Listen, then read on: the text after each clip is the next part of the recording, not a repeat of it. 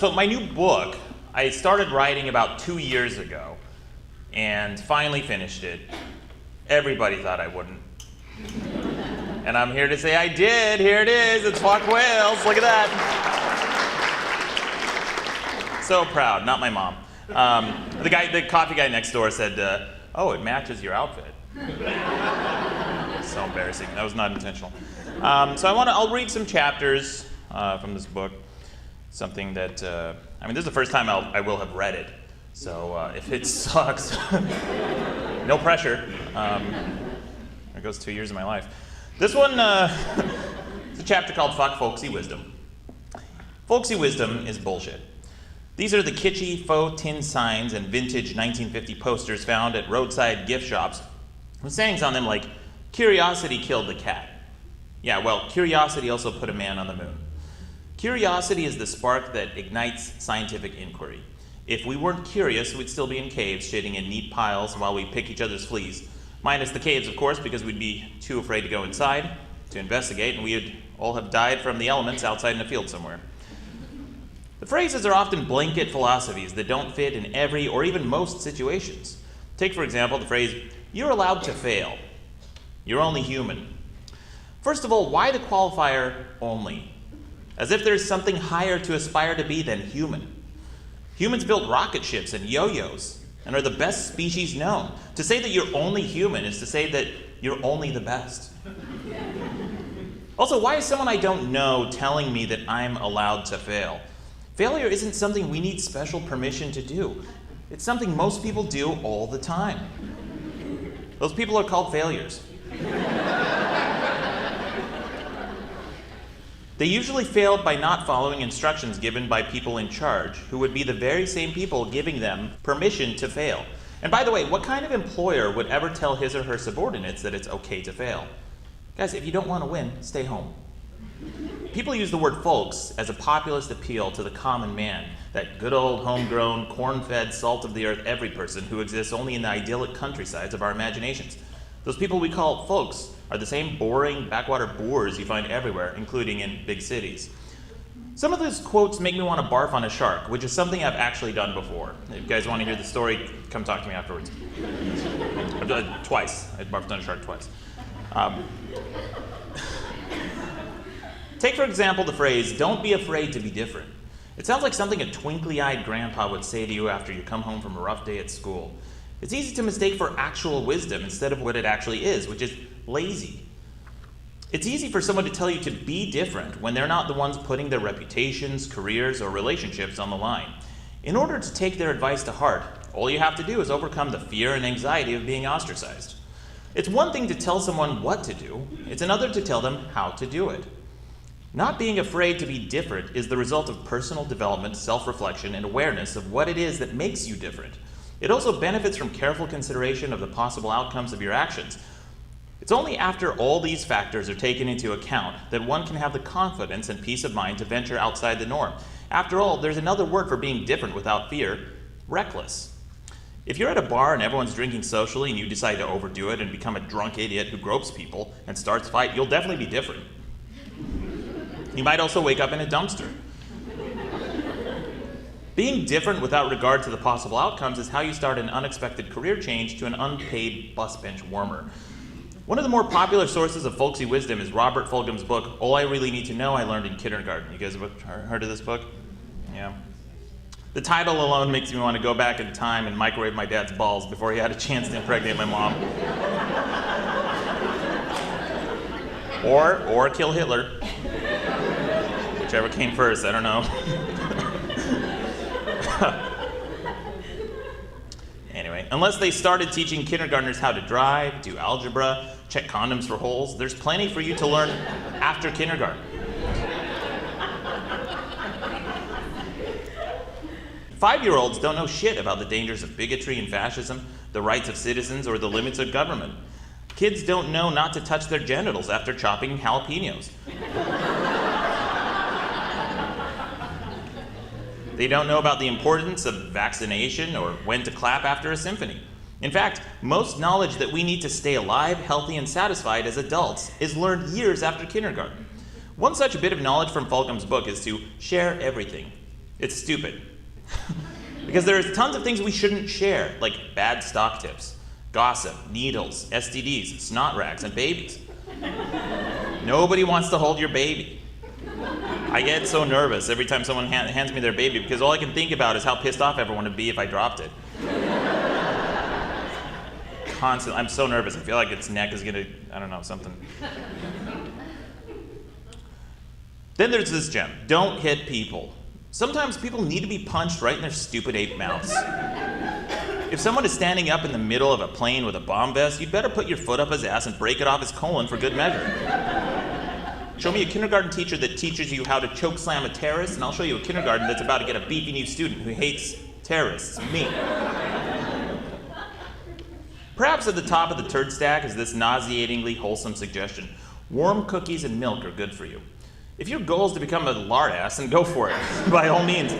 Fulgham opines that how much better the world would be if we all ate milk and cookies and then lay down with our blankies for a nap.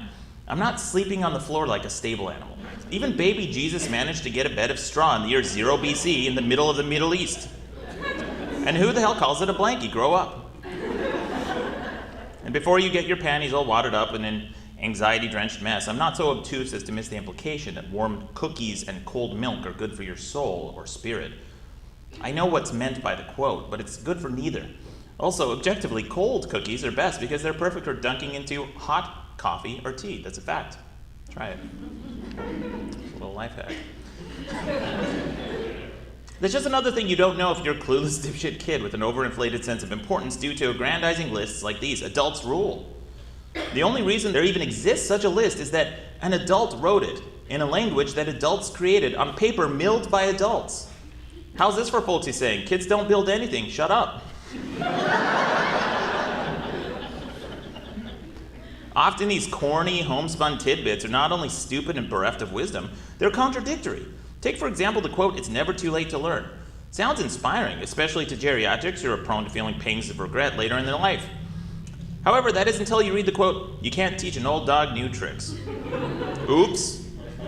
And let's not forget this one, clothes make the man, unless you happen to subscribe to the notion that it's what's on the inside that counts. So let me get this straight. It's what's on the inside and the outside that counts, right? Got it. And what about this universal truism about causation? You should look before you leap. Great quote, unless you consider the phrase, "A moment of hesitation causes a lifetime of regret." If you're feeling like a bag of assholes after hearing this chapter, don't feel too down on yourself. After all, nobody's perfect, unless you practice, because of course practice makes perfect. I'd like to read another chapter here. This one's called Fuck Fictional Serials. Who's a fan of Game of Thrones here? Any Game of Thrones fans? No, that's a mistake.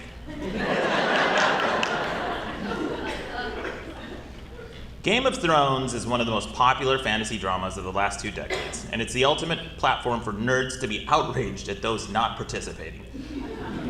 Everywhere you go, from parties and water cooler discussions to forums, operating rooms, and satyrs, there's a mob of fantasy zealots judging you for not being invested in their make-believe universe. That's me, I feel judged. The television show was based on the 7-book series, A Song of Ice and Fire, by famed fantasy author George R.R. Martin. All the books combined, both published and announced, contain around 5,600 pages, which at a conservative figure of 350 words per page and an average adult reading rate of 200 words per minute, it would take roughly 163 hours to read the entire series. Even watching the series takes a significant investment in time, as there's 8 seasons released or announced with around 10-hour-long episodes per season. So that's an investment of 80 hours just to be caught up on what's happening in Game of Thrones. I'd sooner inject concrete into my boner than watch Game of Thrones.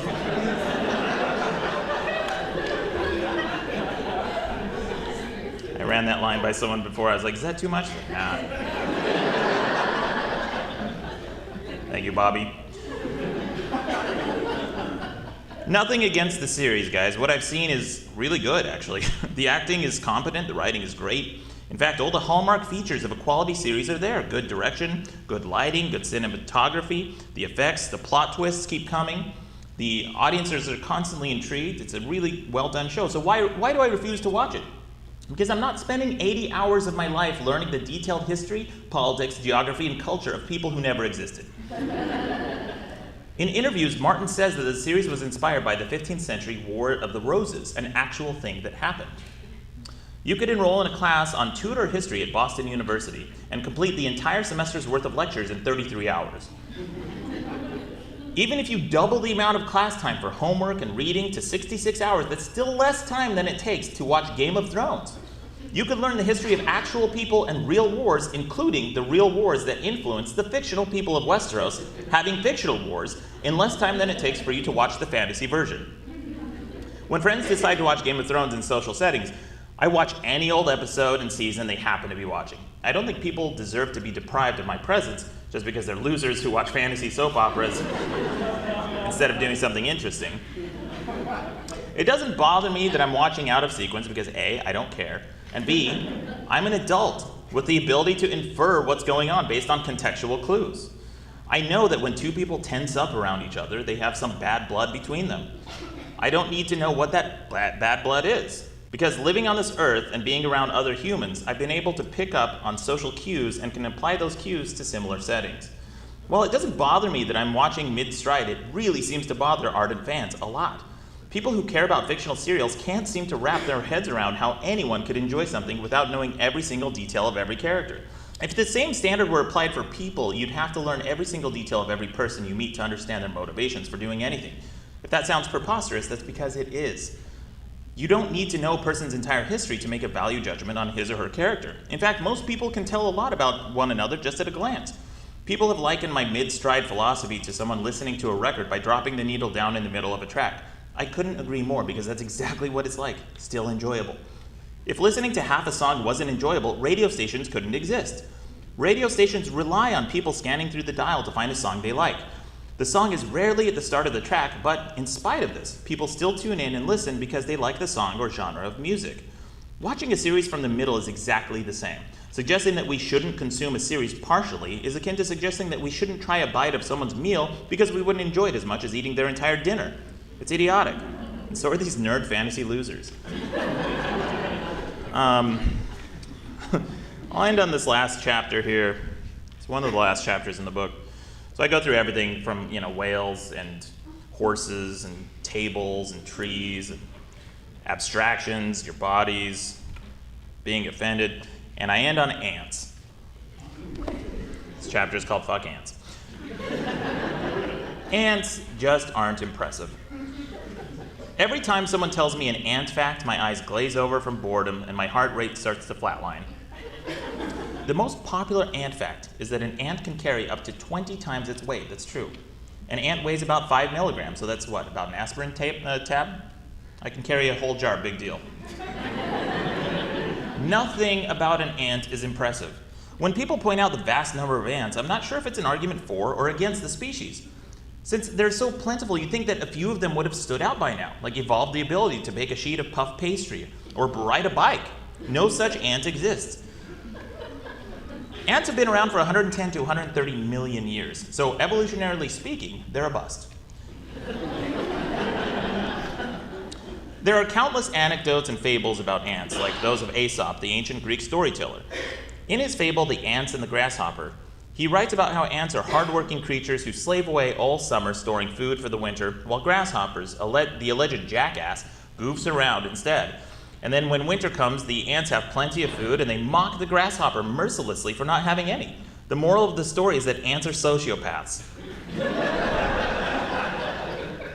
Imagine if humans gathered around for a giant feast and literally mocked another person for starving to death in the cold, as they're sitting inside playing music, cheering, and celebrating while someone's dying in front of them. That's an ant for you, the sadist of the arthropod phylum. Grasshoppers aren't even equipped with digging mandibles in the first place. So blaming a grasshopper for not digging a hole to store food is like blaming a fish for not climbing a tree and cracking open a coconut. This fable doesn't even make sense on a basic level. Because when winter comes every year, grasshoppers still seem to be around. That's because grasshoppers lay eggs that hatch when the weather gets warmer. How's that for planning ahead, dipshits?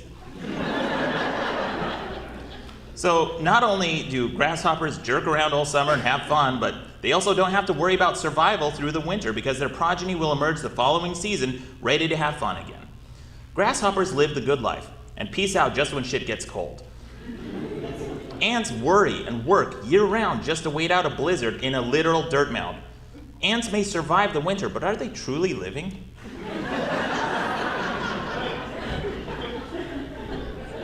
Ants are idiots. When ants aren't mocking the homeless, they're busy dying. That's all ants do, is work and die. That's it. That's their entire life in a nutshell, because the average ant's lifespan is about 1 year. So every ant is a baby. Imagine if our planet was run by babies, and that's what you'd get with this ant society. When people claim that ants are social creatures, what they neglect to tell you is that ants are only social insofar as they're infants who can't do anything but move pebbles around. Even the matriarch, the ant queen, only lives at most 10 or 20 years, not even old enough to buy alcohol in most countries.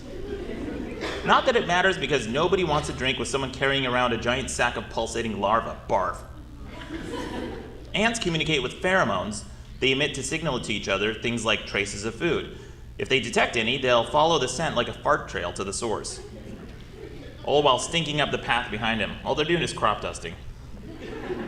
Stinging ants allegedly sting people only when they feel threatened because of our size. But if that were the case, why do ants climb all over humans, seemingly without care in the world?